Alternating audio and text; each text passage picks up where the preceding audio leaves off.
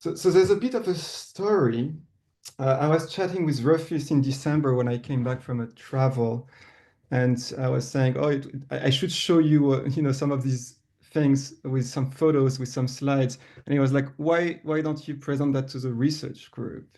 Um, so this is a bit of, in a way, quote unquote, trip report of some journey that was well. I'll give some background on that journey, and I hope maybe to yeah that there can be some reflections that can resonate with the group.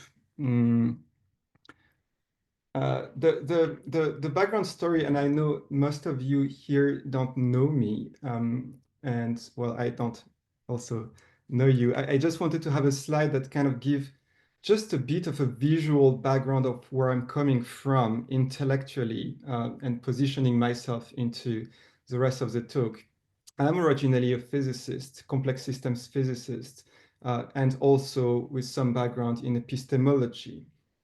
And my early interest has been in what create collective order out of individual pieces. And so some form of maybe mechanistic understanding of emergent processes, whether it's in biology or social systems.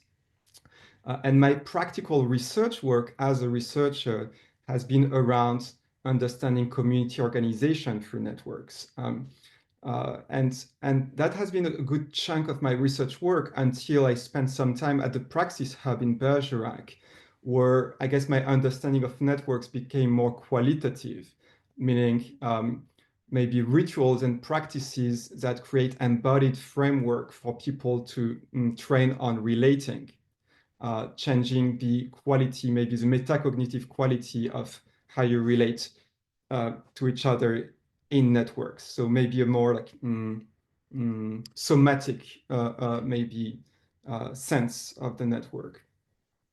And that was a move for me from maybe an intellectual tradition of a very objective oriented description of systems to one that is much more a participatory one, with an understanding of many processes like contain like set and settings aspect that you can't really describe from a very third person viewpoint. So maybe a kind of system phenomenology. And that culminated into a kind of explosive, a little explosive practice for me, which combined different aspects of, in some sense, both my systems thinking background, but also the type of meditative practices I began to be exposed with at the hub.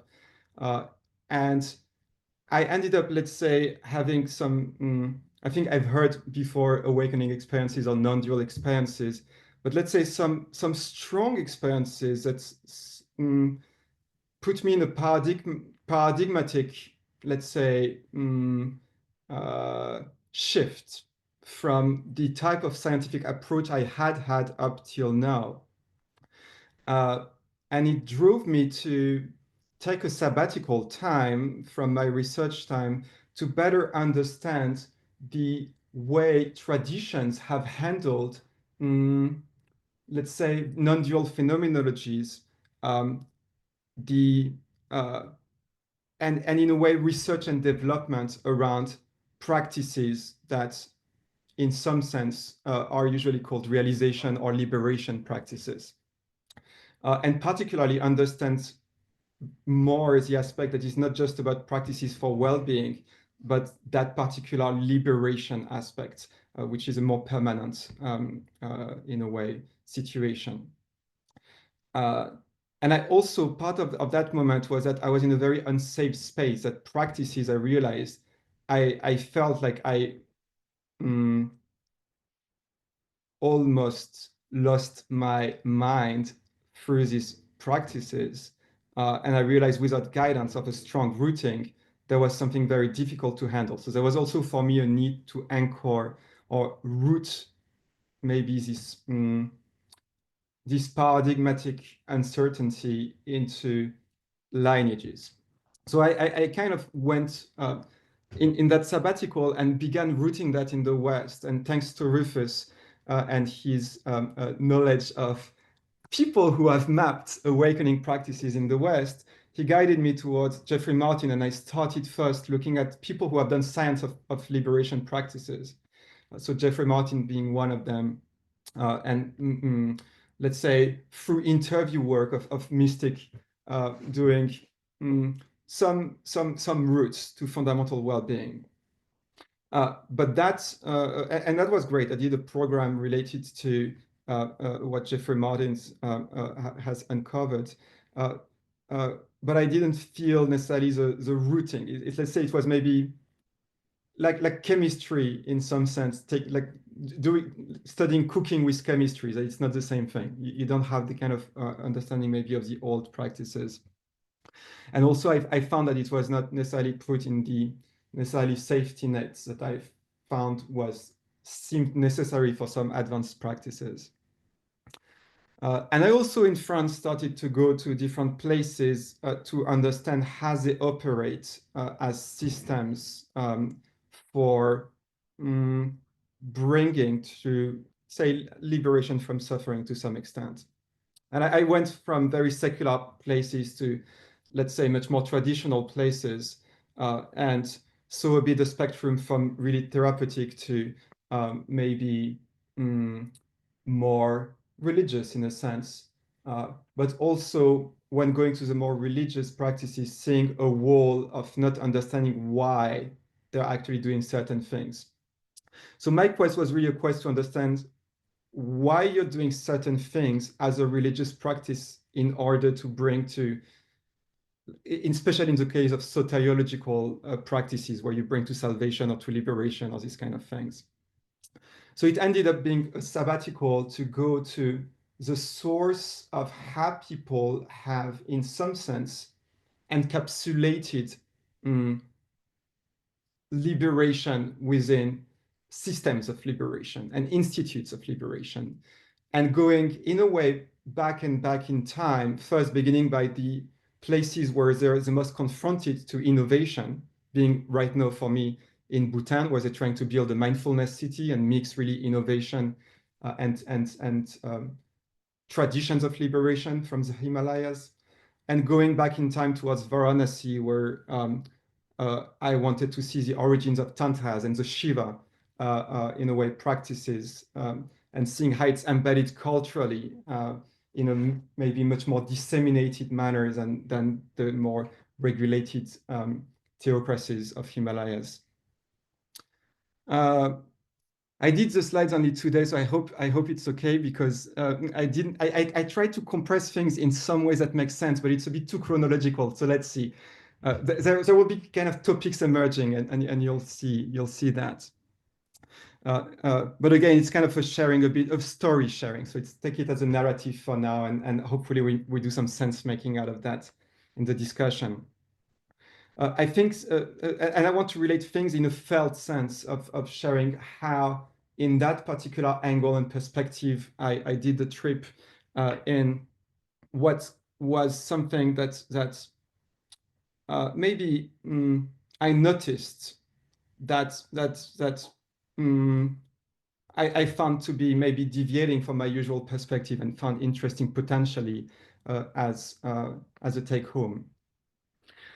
And so the first thing is beginning with Bhutan, something that was, I think, very different from my traditional cultural embedding is the omnipresence of symbolic architecture, that everything that is built, that is present, even the simplest table, possess in a way meaning, and it's just a story. It's a book in a way. The reason there's 4 dragons is a story about you. So everything you look at around you is in some way reminiscent of a practice, of something that's actually or a mudra, or something you do with your hand, or something that is part of spiritual progress.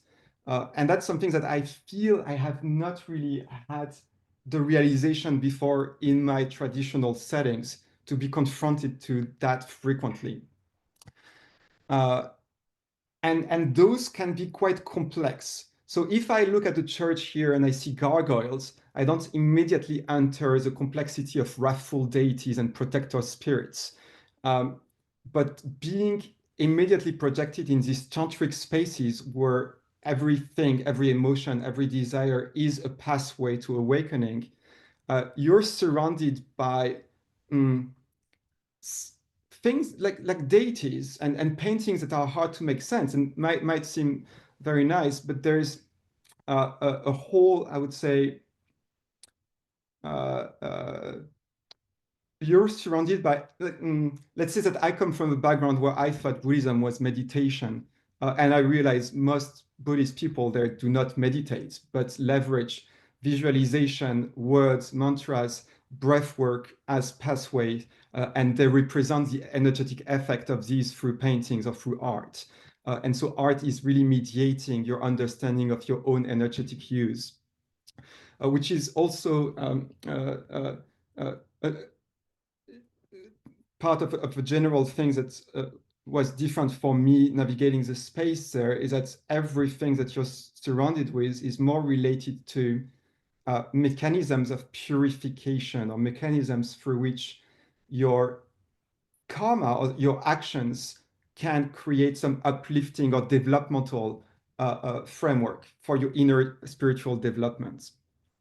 So that's kind of surrounding you is a reminder of your pathway going from a desire world to a more pure spiritual world. And everything is related to some practices through which you visualize those to handle those emotions. And that end up being seen in the architecture where monasteries are really symbols of this spiritual elevation built in spaciousness, uh, still close to the intensity. You have these meditation caves that are next to these waterfalls where people have spent decades just being feeling this enactment of space and flow. Um, Something that also I noticed, and that was contrary maybe to my belief system in the West, is that in the West, I had this fantasy last year of joining monasteries to kind of deepen strongly the phenomenology that I had been exposed to. And I noticed that this desire, which is a maybe a very Western thing of joining a monastery later on to deepen practice, is very different in the East, where monasteries are schools that, in some sense, are there as preserving very old transmission lineages of practices, of very advanced practices, and where you train in the same way that you would train for extreme sports or for climbing the Himalayas. You train for these very advanced tantric practices through 12 years, 20 years of practice before you even begin some advanced meditations. And it's not everybody chooses to be there. So there's many orphans that are there. And what it means is that for people, it feels a bit like the medieval time in Europe where there's good and bad monks. Like there's monks that are just there somehow by chance, and they happen to be monks, but not so much by choice or by intrinsic motivation. And so for people, it's pretty obvious that some monks are actually not at all compassionate or kind, or but it just happens to do a good job. So there's also this thing of, in French we say the robe doesn't make the monk. But a very interesting thing to see a non-intrinsically motivated space, which for me at least was something something different. Uh, that journey was also partly uh, interesting for me to be in a safe container for completely esoteric practices, which I've which is very hard to find, at least in my settings. I very rarely meet esoteric practitioners, and they very rarely are, it's very rarely easy for them to share their weird practices or their gifts or whatever. Though it happens more now that I'm adjacent to that space, let's say.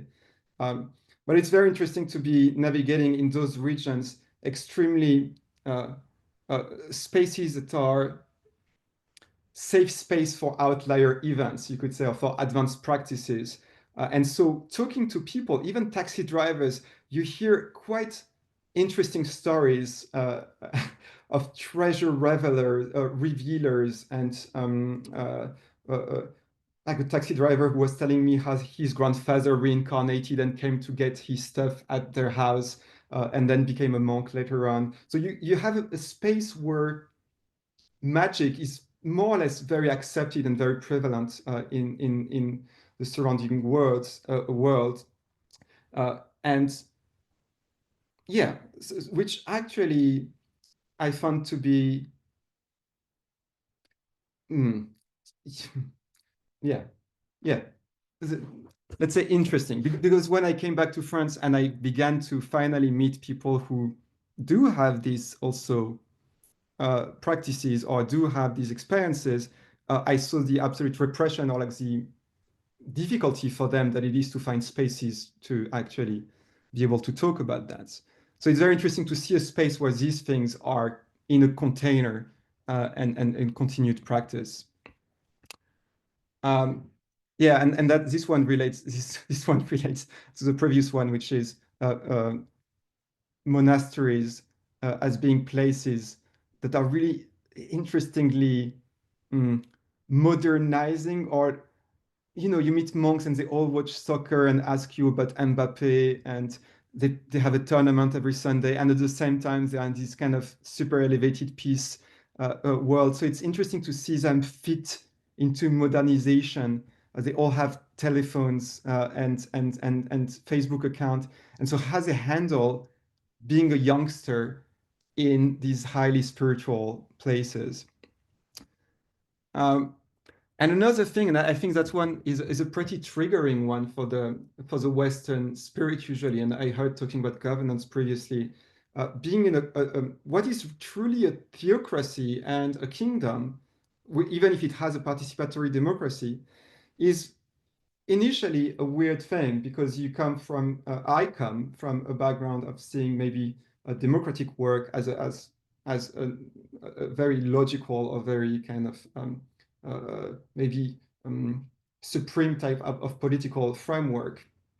And something in Bhutan was interesting, understanding the Buddhist practice of Guru Yoga, and understanding that at an advanced level, this practice is a practice about yourself and about your mind, uh, and that the devotional aspect to the Guru, whether it's in Buddhism or in Hinduism, is just a role-playing game in order to notice your own, let's say, relation to your mind. Uh, it was interesting to see what seemed to be a healthy version in Bhutan, where people have some devotion to their king, which is symmetric, and where the king does everything he can to create a healthy body in the country, like a healthy system. And that I think that's just something I'd love to discuss afterwards, maybe that kind of relationship to authority, in the sense that these places have a very strong, um, very metastable system, let's say, around that, but that is anchored in practice. And if the practice disappeared, that seems that it's a metastable place. But as long as the Guru Yoga practice is still central to the spiritual container of people, it seems to be something that looked healthy. I saw people cry of love of being in a kingdom, which could seem like brainwashing, but that was a very weird thing for me to see. Um, and coming to this country trying to innovate in between spirituality and innovation. So I was there mostly for the Innovation Forum, which was dedicated to the Gelefu Mindfulness City, which is an attempt to build a big hub between mindfulness and innovation. Um, and so that's interesting because the container itself was a bit representative of that. You're in that big fortress, monastic fortress, with monks continuously doing mandala and ceremonies, while there is at the same time this pretty modern conference with Nobel laureates in economy and physics talking about growth, national happiness, and quantum computing, as well as education specialists or monks talking about mindfulness in different settings.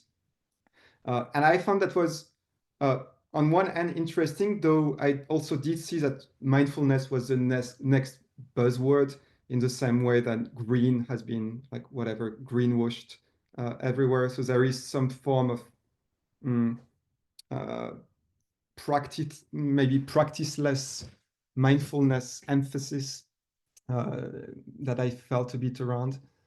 Uh, and just a few photos, but I found that interesting. Basically, Bhutan trying to enact an architectural or example of that intersection between maybe their spiritual background and cultural background and something that looked like Singapore, basically in the Himalayas. Um, and yeah, I kind of noticed a bit the dangers of some form of Balifornization that you have in Bali, where there's a lot of this spiritual bypassing and kind of um, uh, um, let's say material spiritualism that is adjacent to the maybe more indigenous practices. Uh, and I also noticed the rational wheel of quick efficiency that very much was represented by a clear lack of diversity in the board, both gender-wise, but also country-wise. So you basically had, and it's basically financial male from Singapore. So that was some worries about basically where it's going.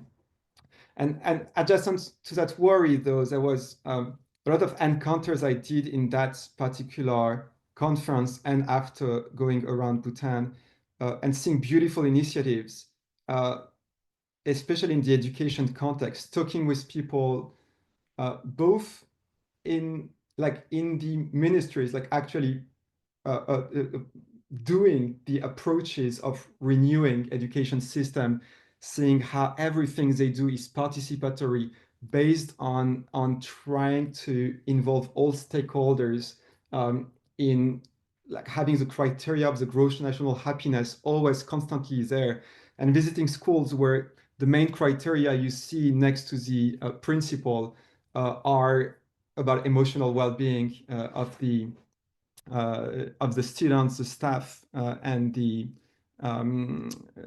children. Uh, and so seeing some nice example of embedding, say, Plum Village tradition, actually they invite Plum Village monks within school settings, but through just practices like mindful walking, sharing circles, uh, um, building self-awareness and emotional regulation, and discussing with kids who basically will talk to you about mindfulness, which was a very, very beautiful thing to see. Let me see, because how much? Maybe I'll try to go through that in 10 But minutes. don't worry about time. Just Mark, but Yeah. Mark, just keep flowing. Don't curtail yourself. Just flow today. It's great. All right. We'll have Sounds time. Take your time. good. So, so that was, I would say, a good abstract into things that would come later on for me. That would be maybe a deeper dive into understandings of the tantric aspects in India and in Buddhism, um, and maybe with some insight that were more related to practice and containers for practices. The uh, I began the kind of post mm, uh, post innovation forum journey uh, doing some purging work, and the reason was to kind of go for cleaning body and mind before entering spaces that would go for maybe more practice intensity. And that's interesting because, you know, when you go to India, you're suddenly in that kind of uh, mix of a bit everything, where you have a church, a Christian church next to a Hanuman temple, while someone is doing some Agni fire ritual to protect the space through mantra work. Uh, and so Ayurvedic work was interesting because there's a whole tradition, maybe 3 millennia for this particular one, tradition of seeing the uh, medicine as being a very holistic framework. And I do think Ayurveda has a lot to teach us in terms of the way we have to think holistic healing, socially speaking, as well. Uh, Most of the work in Ayurveda is not going to work on a specific organ for the disease, but actually on flows between organs. So it will involve massaging, it will involve detoxifying, but it's more about preparing the soil for being healthy rather than going for interventional allopathic treatment, which is already something that I think is very interesting when you relate that to social work, where you really want to create also facilitation, maybe dialogue. You want to massage in a way. So you want to understand what is it that you can take from this organ relational thinking in the Ayurveda, or even diet thinking to social work. And I also took that time with the Ayurveda to see all the Ayurveda, not just the what you eat or what you get as treatment, but also energy work and psychological work. So they have branches that go for subtle body treatments and branches that go for somatic psychological treatment through meditation work.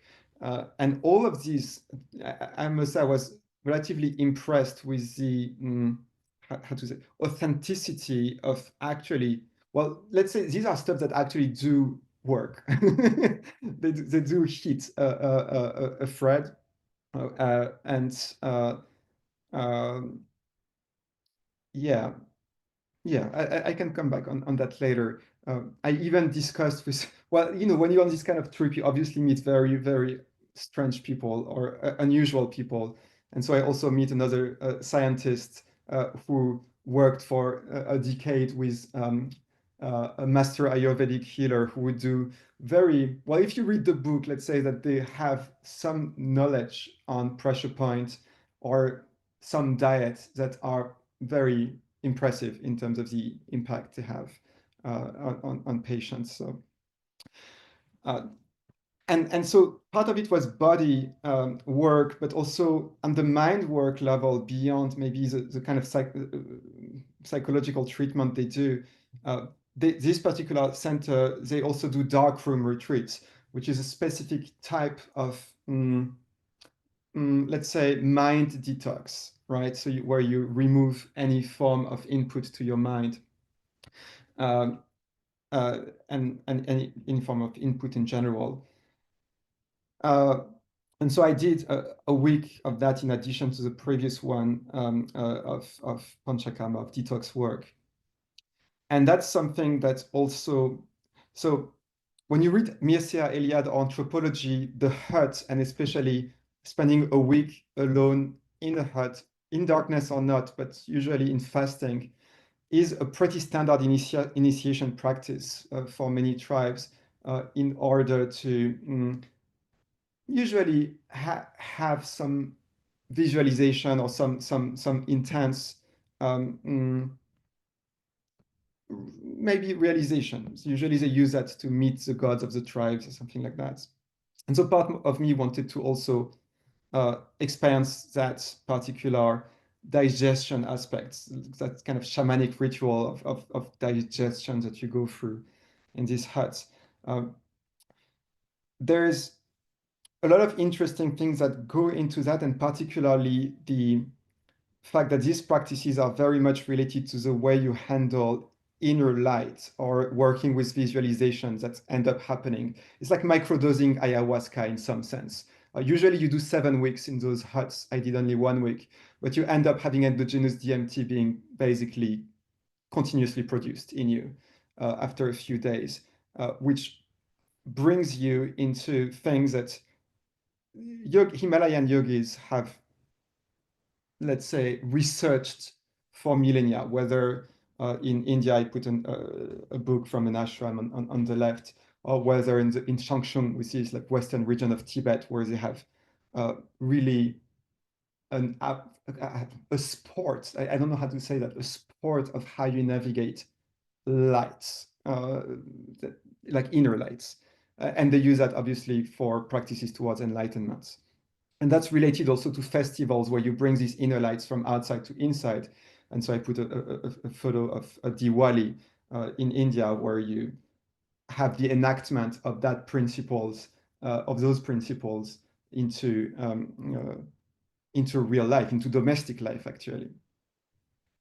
But that was an interesting thing for me to kind of see this whole part that is usually not a part that is worked on in Western practices, at least the one that I've gone to, but to see this whole narrative about, yeah, bringing just the beauty of fabrications, and can be light, obviously mantras can be sound, so bringing that into practice, uh, and also realizing, well, I show the home as being a place where you welcome the light from outside.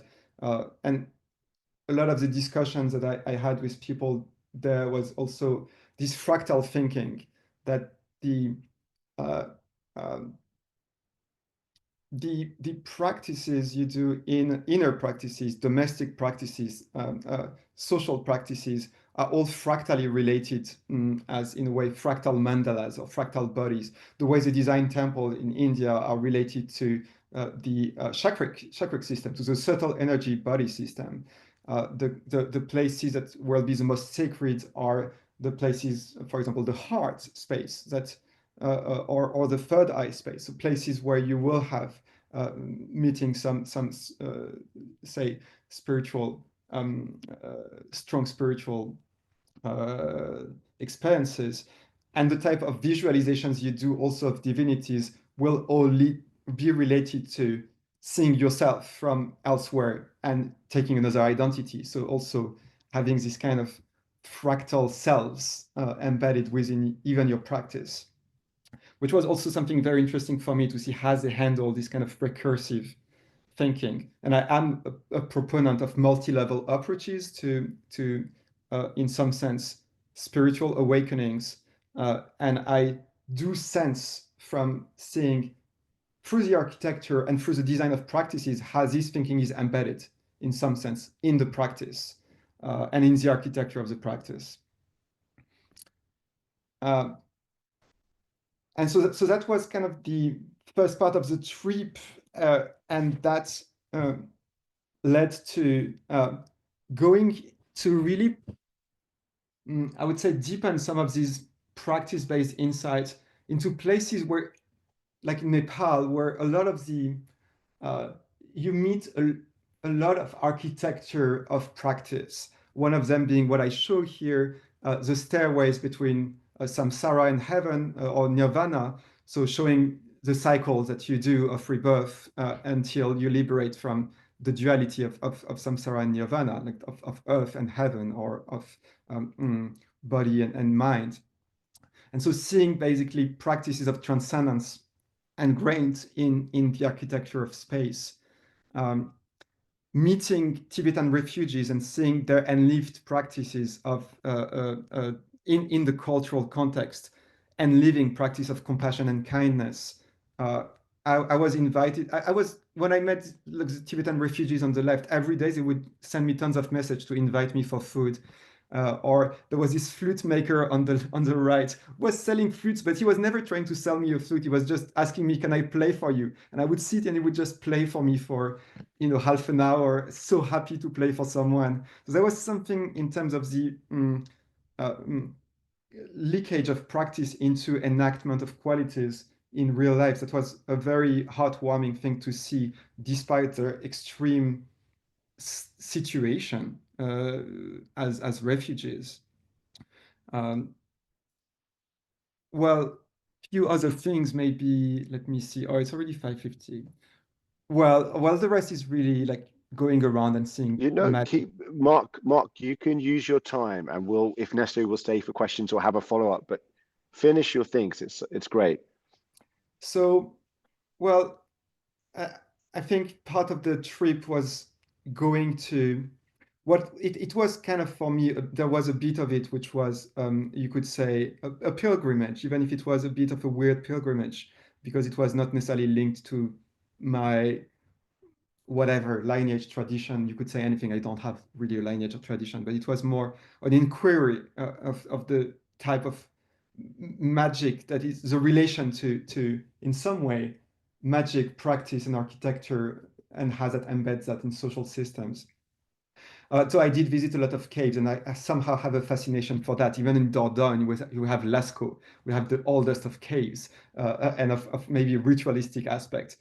But hearing the stories of caves there, of how they were somehow open, and we don't understand how they were opened, and how you have still the handprint of some masters, and you don't really understand how it was the case, and hearing people in caves doing prayer work, but in ways that have completely unrelated to anything I've seen before. That is more like somatic purification, with them burping every 2 minutes, and using that as a somatic work, and moaning I don't know what was happening, but it was basically someone actually doing the root practice that you're supposed to do but don't do in the church or something like that. But a very strong somatic work and container for instance, just yeah, let's say old practices.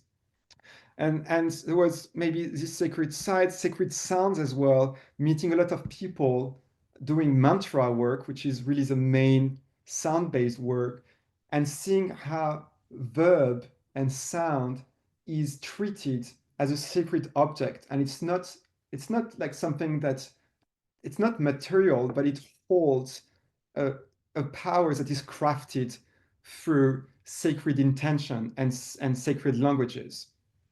And with really this belief of the collective crafting of this, almost this laser that brings you into that compassion state through recitation. And discussing with people that really do that as practice, in 10 minutes they recite their mantra and they are in equanimous surrender for the rest of the day. So there is something like, tantric Buddhist people say they have the super jet to liberation, and there is something of the sort that in a 10-minute practice you are in bliss or in equanimity.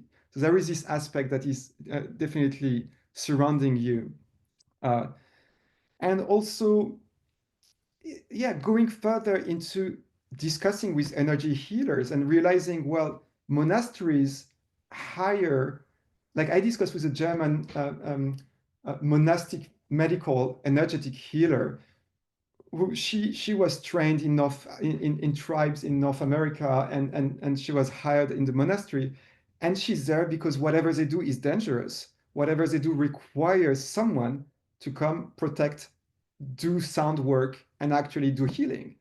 And I was also in front suddenly of a wall of secrecy, where I was asking, "Oh, that's amazing! Do you publish your work?" And she was like, "What aspect of secret don't you understand?" So also hitting the wall that as a researcher, I'm a weirdo in a place where it's so obvious that secrecy is needed for these very advanced practices. Um, so I think it was the first time that my curiosity and my ingenuity and my radical, maybe innocence, was hitting a wall of fear, in a way of that curiosity, and even right now telling some of these, maybe some of this tantric stuff that I even some things I'm showing might be for some advanced practitioner, tainting some of these sacred images, for example. Now, part of my researcher heart was into also seeing institutes and how science relates to these old practices, and how they're trying as old practices to come into meeting, like you could say Mind and Life is doing in the West. So I went there to a symposium that was done by an institute that is the Rangjung Yeshe Institute, situated in a monastery there. And it was interesting to see first the importance they put in translation work, and that actually most of the research is not about development of practice, which is something I was maybe innocently thinking, oh, maybe they do that. But it's about how do they keep talking about the phenomenology correctly if you talk to people who don't have the same words. And so a lot of it is about crafting that you talk about the same thing. And so translational work is actually massively important there. But also they begin to have links with AI. And so the Center for Study of Apparent Selves, there was a talk of Mike Levin, who's a giant in collective intelligence in biology, and now working in AI. and I would say agency in general, and working with Buddhists to understand how do you meet both worlds? How do you talk about care in AI, for example? So there was some interesting meeting there. And interestingly, all the scientists then would go to this big seminar in a big temple. So it was also a bit weird to feel like, is it religion? Is it science? Where am I? What's that space? And so feeling my discomfort with that in some sense. But also seeing that the religious, because I have a trauma with religion, but seeing that over there, I entered a world where religion was really like looking at prayer books. I was basically reading very advanced philosophical treatises in some way that were just guiding practice that I was yet unaware of through visualization, through this kind of role-playing games that you do where you enact being a divinity or a guru or whatever, and then you crush that because there's no you. And so you enter quick states of dissolution through these games, but you don't say that in advance because otherwise you bring your concepts in.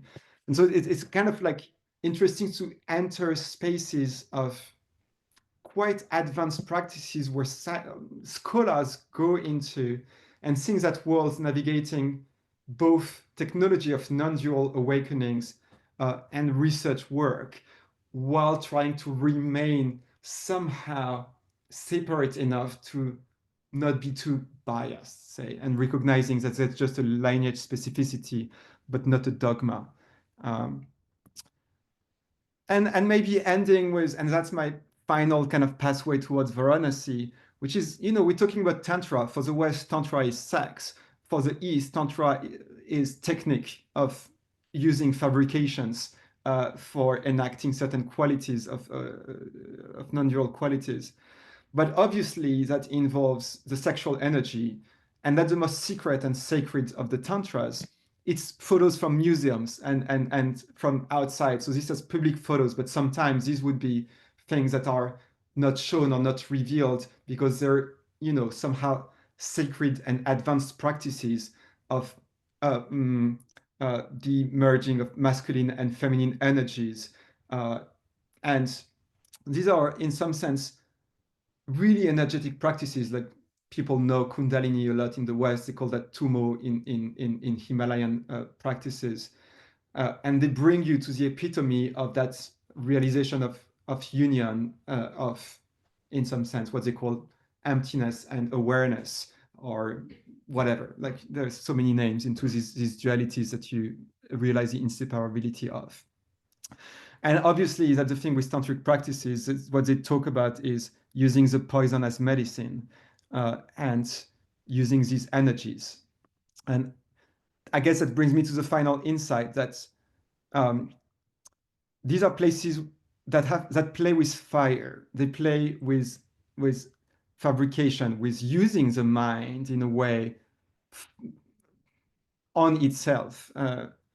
And which is a very different type of practices that maybe the Plum Village Zen area that the hub is surrounded with. And it is poison and medicine. It accelerates a lot some of the processes. But I also see how there's a whole tribe of adjacency in some sense to what would be called magic or maybe sometimes some people that I've met in sanghas clearly interested in gaining siddhis, gaining magical powers, gaining some type of ways to use their mind for their own benefit. And I do see how also I see more and more initiatives that take these practices in some sense for like, make sure to perform better, to succeed better. So something that is a bit of neo magic. And it's interesting to go in countries where they've handled magic for a millennia and where they've handled black magician, white magician, and tried to secure, in some sense, institutions to preserve initiation into those practices to make sure that there is some pride removal and ego removal before entering these tantric spaces. So it made me understand more the role, the reason they really ask you to do 100,000 prostrations before telling you anything about tantras. The way they basically create that initial space where you really don't understand why you're doing that until you realize, oh, it's kind of like adults telling you, like not saying you something until you're old enough to understand it. And so using also self-secrecy methods, writing text in a way that only at a certain point you can understand what is a practice that is related to that. And I do see how when all the rest is forgotten, that becomes an old religion that you don't understand what you're doing anymore because you don't remember the mystic practice it's coming from. So I also saw in a way the shell with the live being still in it, and I felt like my upbringing was just seeing the shell and not remembering that there was a living being within it. So there was something about that kind of, yeah. And now I do see how that comes into new wisdom movement. So there is both on the east side a will to modernize, and with some programs that I saw where they really try to do this horizontal mentoring and community-based work for practice. In the West, there's more and more communities doing also new liturgies, trying to really do communal work to understand why you're doing those things, what you're doing, what is the process, what do you begin with, what do you end with, etc. Obviously, more and more advocacy and YouTube or podcasts work around exploring the, I would say, proper maybe depth of esotericism, magic, or religious studies from a practitioner point of view, and trying to show maybe what going beyond the surface of the institution that might have traumatized us. And it feels a bit like also similar situations than in psychedelic renaissance, that many people are also trying to see how you can remove a lot of the mystic from these practices. And so for me, there's a whole question around safety nets and um, yeah, like some of this stuff brings you to schizophrenia or to uh, psychiatric hospital, and so or energy or yeah, with energy work you can go to places that are you can open doors, let's say. So there's for me there's a similar questioning there. And did I end there? Oh, I ended there. So actually that's the end of my presentation. I hope it made sense. It was coming from the flow space. And no problem, Lauren, that you need to drop. That was amazing, Mark. Thank you so much. I know we ran long and stuff, but I think it was worth having such a flow. And I know that people may need to drop, but if people want to stay, I believe Mark has a bit more time to answer questions or to discuss or to dialogue for people to share. But yeah, just a huge gasho to you, Mark. Thank you for sharing that, and also from your heart, like this journey you've been on of exploration in it. So yeah, I want to open the floor. Is there anyone who wants to ask anything or comment or anything in any way as we went along? And yeah, I might move back to gallery view. Yeah.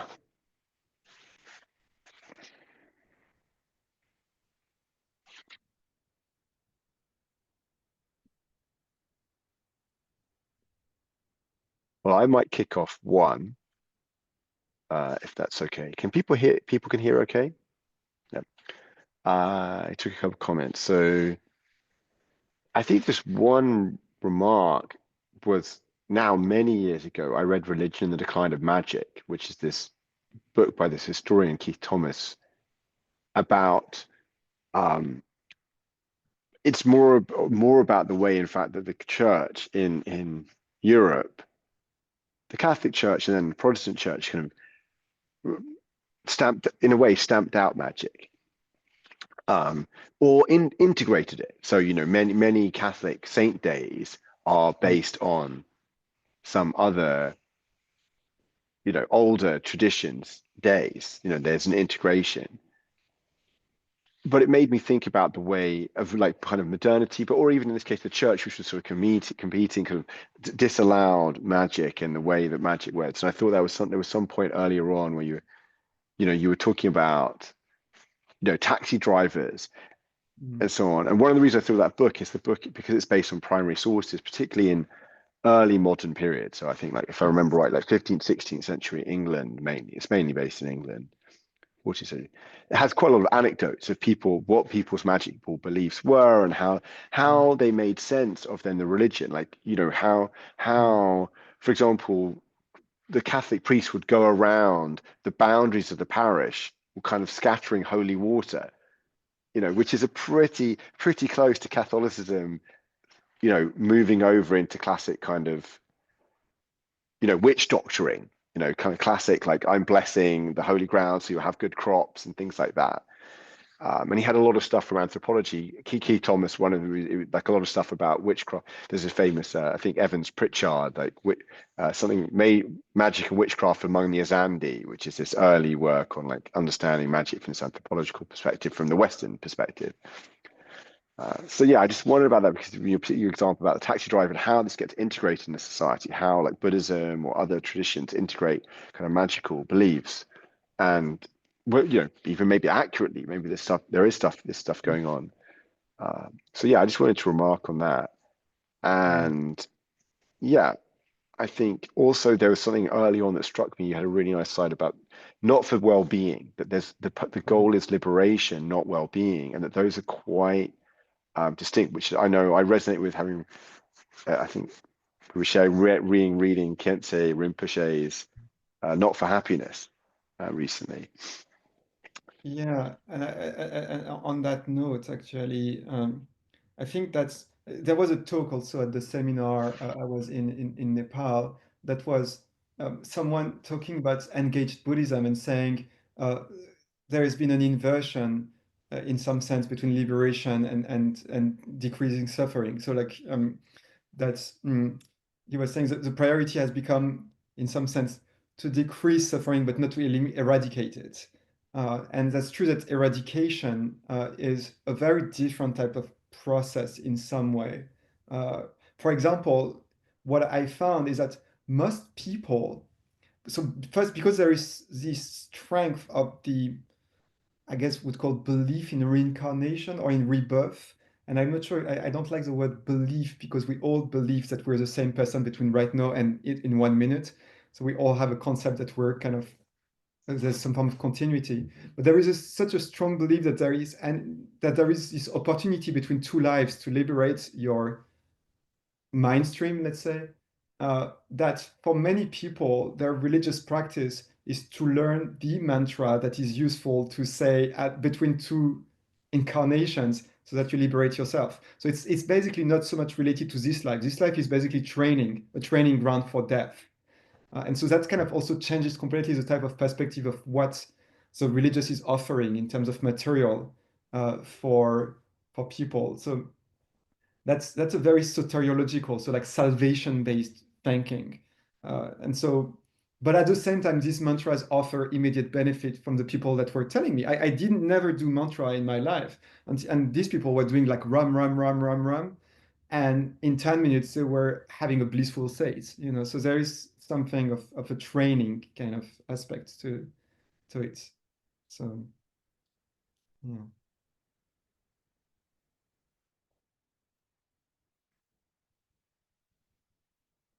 Go for it, Jonah. Jonah. So, yeah, first of all, thanks very much. It was so interesting. I didn't really get around to much of the other work that I was supposed to be doing, but I loved your story of your journey, and I mean, I recognize a lot of those books that you showed in the first few slides were interest to me as well. So, yeah, really interesting to see how you, uh, you sort of evolved your experiences and thoughts there. I guess my question is kind of about just how you think about this going forward now. Mm. Uh, I was interested that you sort of mentioned that you went on this trip partly uh, with a view to exploring how you can situate these spiritual practices in a kind of ecology, a sort of religious ecology, I guess. And do you now feel that some of these communities you found are going to be a help to you going forward to sort of situate your own practice? I guess one thing I'm interested in there is like whether you can have a sort of ecology of practice that's not grounded in religious tradition, that and so I wonder whether that's something you're interested in, or whether you think actually these religious traditions that you've been talking about are worth preserving there. Thank you. Thank you for making me do the perspective slide. Thank you for asking that question. So I'm completely in exactly what you're saying. So right now I spend, let's say, half of my time in research work working on building multi-level relational mindfulness practices for systems change. So that's the work I'm doing with Boaz Feldman, who is part of Life Itself Research also, and Life Itself more generally, Sense Making Studio. And so we're working together on the, I would say, implementation of these practices, but the study, the monitoring and evaluation of what to measure that impacts people. But on the, and I would say that's the, that's the bodhisattva work, the kind of action work maybe on the system itself. And that's pretty secular. It's more working on reflexivity at different levels. For me, what I've been interested in seeing those lineages first is understand more like the lineage dynamic. How do you generate a lineage, protect a lineage? Why did they make something super sacred to keep? It's more looking at the evolution and seeing what survived and understanding why they survived, what went wrong in some of them, what went not wrong in others, seeing similarities, things that seems universal, or not universal, but seem conserved across them. And right now, I joined one of these communities I talked about, that West meets East community, the field, where there someone very anchored in those practices that did a 3-year retreat is proposing a version that is exempt maybe of the, let's say, sugar coating that is the mythology, maybe that is adapted to the cultural context over there, and recreates maybe a framing using our mythology, which is maybe psychotherapy, somatic work, like many words that come from our maybe lingue and our ways to frame a perspective on the world, and use that to create new liturgies. And same thing, Evolving Ground is doing that. So I'm definitely interested in those approaches, and I'm interested in what you could call religious design, which is not the institution itself, but you could say in the end, it's recognizing that embedding, like creating practices, need to create containers. And these containers, if there's not thought in advance, there's a power vacuum that is taken over that might create problems. And so you need to think early on in the design of crafting these containers. And so it's kind of religious R&D, if you will. So it's not about taking these old lineages and putting them copy paste. It's about, when you copy paste the formula in Excel. Yeah, that's great. Yeah. Or cargo culting is the classic term. Yes, Do you know the good. term cargo culting? Like, you don't understand, but you're using the thing. It doesn't really. Yeah, cargo cult. Yeah. Yeah, so seeing in some sense why some of the things were used. For example, listening to people saying, clearly stating how they craft for mainstream. So, for example, saying, well, people don't want to read the sutras, they don't care about that. So we need to kind of provide glimpses, marketing into a few of them that can attract them towards practice. And so how do you craft the onboarding towards practice? Even if people don't care about liberation, how do you craft, if you really feel you want to liberate all beings, how do you craft an entry point? And so you put forward maybe devotion. So, Indians say devotion practice is the best practice. Himalayans say, so you craft that thing until maybe at some point people click that they're not having devotion for someone else, and click maybe something about emptiness. But you don't say emptiness because that's such a conceptual word, such a scholarly word. So seeing how also you craft for the mass, and that's what creates whatever institution that can be perverted in some way. So seeing that angle was interesting, for example. I also want to highlight a point that will be in actually the course next week a little bit,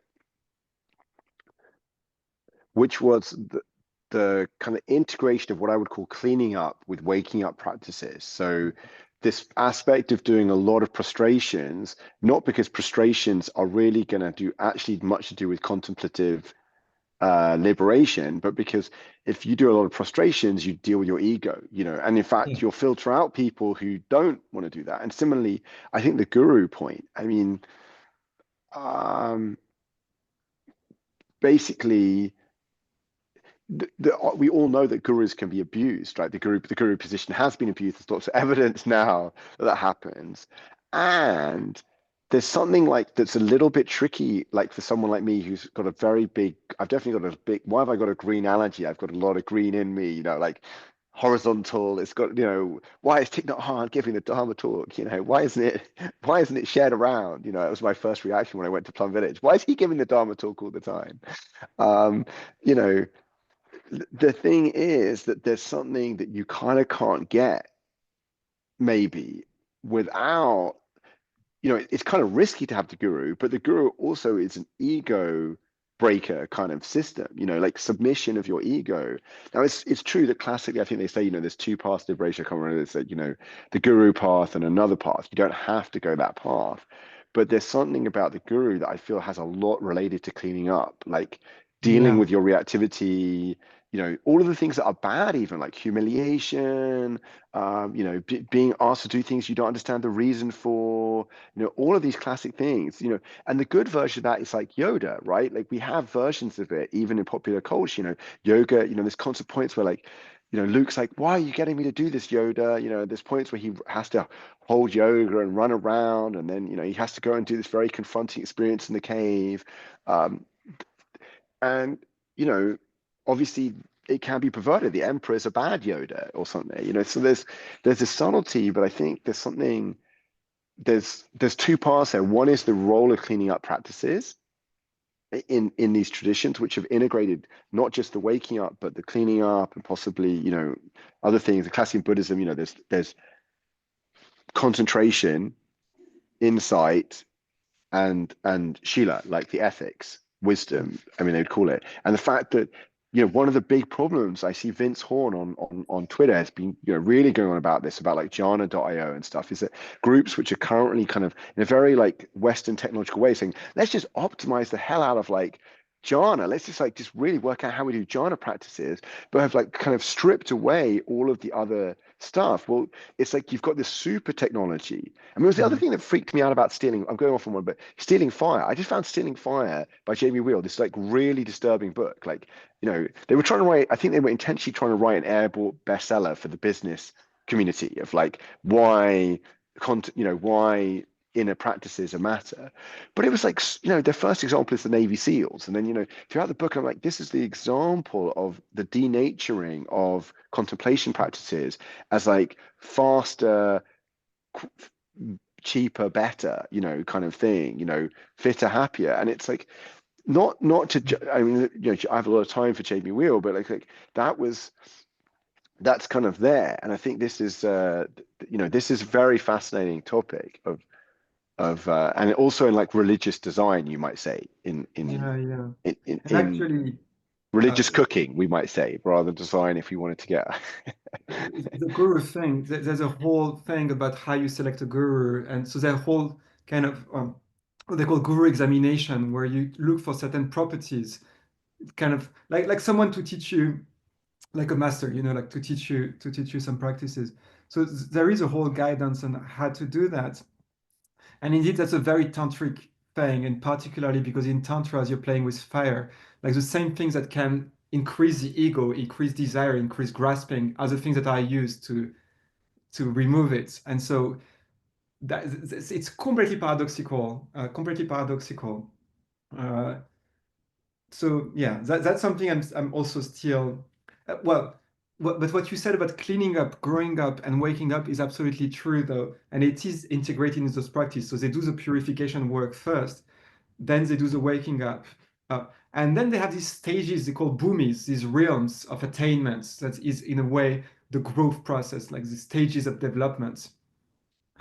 And so there is this concept somehow that is present. And part of it, for example, is to remain in some stages to help others until, like bodhisattvas, they are not liberated yet. They stay there to continue coming back as teachers or liberating, or so there is a whole kind of they do have that ingrained somehow within the system. But purification, so I have come to do some of these practices, for example, of purification and guru yoga with visualizations and mantras. And I have to say, this is quite impressive. You literally, you have this thinking of washing yourself with a white nectar in you, etc. And you train a mantra, and in 2 weeks, you can, in 10 minutes, activate an incredible jhanic state and feel that you have less of this whatever obscuration towards an expanse of uh, natural states. So there is an efficiency to those Yes. tools. It's just a role-playing game that you need to be super. And the fact of playing a role-playing game makes you also not. I mean, at some point, brings more awakening because you're watching a theater play, or you're enacting that more and more. So that creates some dissociation that facilitates also the entry point in the state. So it's super interesting, but you're totally right that they have this crazy wisdom thing. You can have teachers that are so in the flow that they have completely amorality. Like they're so not Yes. dual that morality being a dual thing, they're so in absolute truth that they don't understand relative truth anymore. So that's Yes, and it's a classic thing. And so just say, I also have to go in a second. I mean, this has been amazing. I feel we might want to have almost a session at some point, maybe in a few weeks, which is the kind of uh, whether it's a short version for people who weren't there, but like a dialogue around some of this. I do want to check in, Naima or Ryan. Just want to check, Naima. I mean, if there's anything you want to say or ask, please get to ask it. I may need to drop in a second, but Mark has been absolutely fabulous. Um, there's a chance that Mark, I don't know whether he's going to Taiwan or not, but he might be here in the end of March, April at the gathering or not. I don't know yet whether it's, huh?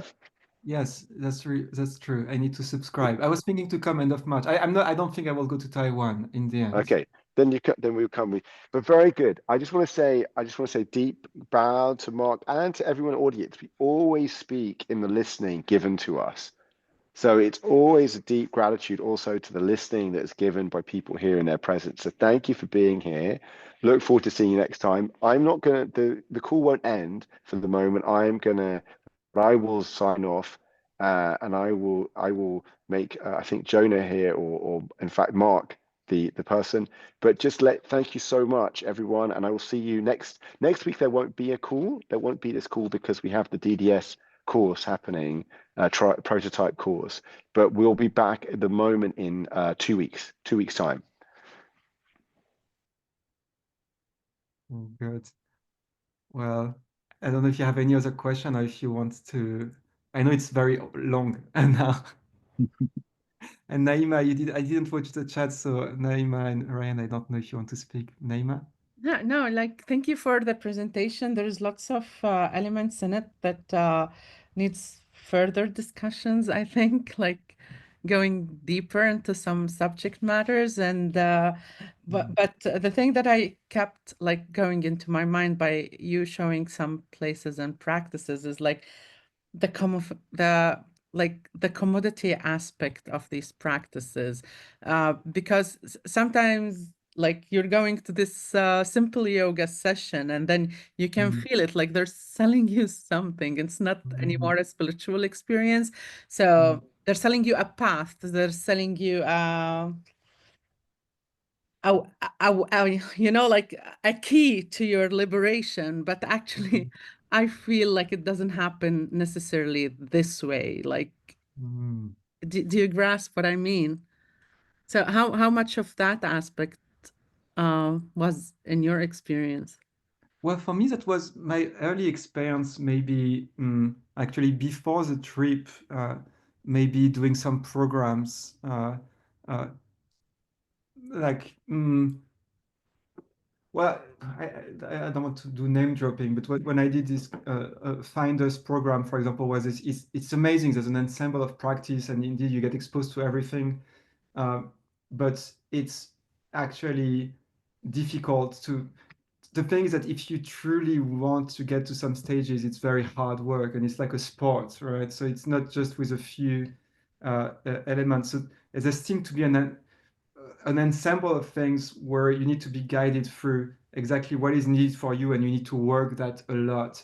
And so it seems that it's a ping pong process where many of these places that are, in some sense, um, where I felt there was a good container, were places where there was a possibility to get exposed to many practices and then go for 20, 30 years of having this dialogue between maybe a guide or guides within that ecosystem, and having assessment of progress through some known practice or known elements that are supposed to advance.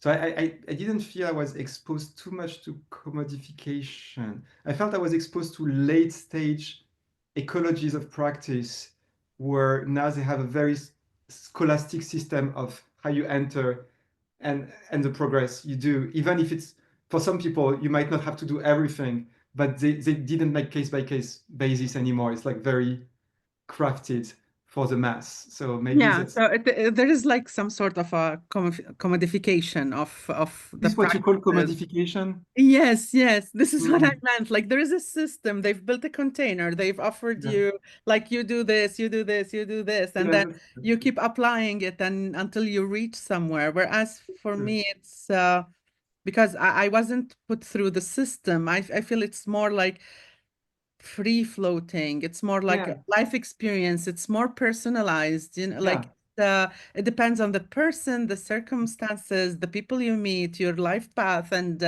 it's not necessarily something that you go spend 5 days somewhere and then you're on the right path. You understand? Because sometimes like I'm trying to focus on something and then 10 years later I would grasp what has been happening.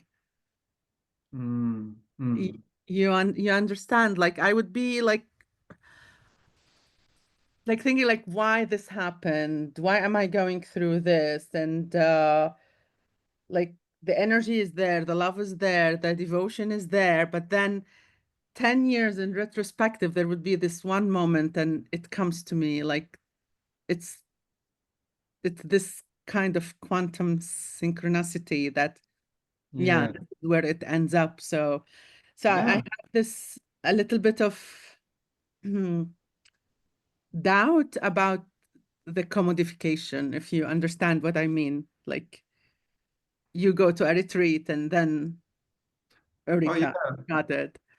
yeah. And well, So I'm more interested about like you were talking about these vessels or these containers. Like yeah. what do you mean by that? Like what is it for you? Well, so the way at least they work, whether in India actually or in the Tibetan tradition, is really lineage based. So container, as in they have a text, they have a set of practice, they have a knowledge of the phenomenology to expect, and then they have regular practice that you go through. So I guess by container, I would say lineage would be probably something that is transmitted and has been validated for realization by someone who got out of it, realized. So instead of, for example, most of the people I saw, they don't rely on the old text from the Buddha, for example, the sutras. They actually rely on someone who wrote a text in 18th century, a commentary, and created a set of practice to kind of engage. Bye, Jana. Uh, so I guess by container, I mean something within which you can have a reference point and a feedback process on advancement. Mm. But it can take 20, like 15, 20 years. I mean, these systems are made for long term, right? Mhm. It's just that they recommend to choose one and stick within that, because it might sometimes you might begin another practice that otherwise you re-begin from scratch something else in some sense. Yeah, but it's all complementary in a sense. Like Yeah. I don't feel like one practice is enough because all No. work on different aspects. And Yeah, yeah, yeah, yeah. sometimes you find yourself like back to scratch, like or sometimes you find yourself stuck in the middle of that lineage. Like it's That's it's true. There are Yeah. people also that go to another lineage to find Yeah. energetic. So it's all, and for me, that's why also I've been kind of traveling to so many things. It's like I wanted to see, I feel a bit like you, that what is it that resonates with me? Yeah. And for me, I need to understand where it comes from. Like, what are they trying, or what is it, where is it operating? And if I Yeah. just giving something I don't understand, I reject in some sense. So I also have a process that, uh, Yeah. um, Interesting. Yeah. but Thank that's a, you. I don't want to take so much of your time, but definitely this is a discussion that, like, it's too little time for such discussions.